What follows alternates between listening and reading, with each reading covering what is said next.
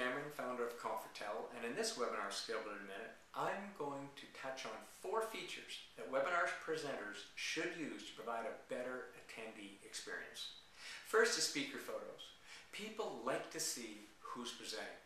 Now, if you're using streaming video of your presenter, then it obviously isn't necessary.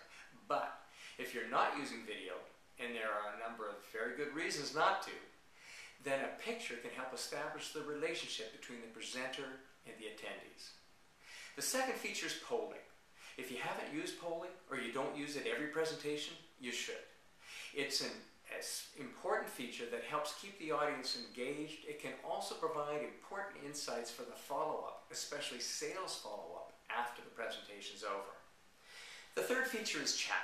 The chat function is particularly useful when starting your webinar because it's how most attendees that are having trouble with the audio or visual presentation will communicate with the presenter without interrupting the presentation for everybody else. It's best, by the way, if you have someone other than the presenter handling troubleshooting issues.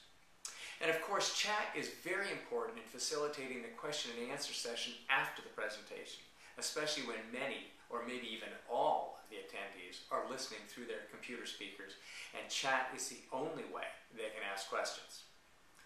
Last is the raised hand feature. This feature is important when attendees are on a conference call as opposed to listening through their computer speakers, where you need to moderate the questions being asked without people jumping in and talking over each other. The raise hand feature allows the presenter to identify and unmute individuals with questions they wish to ask over the phone. And there you have it. 4 tips on features that make the experience better for the audience. And that's your webinar Skill Builder Minute. Thanks for joining me.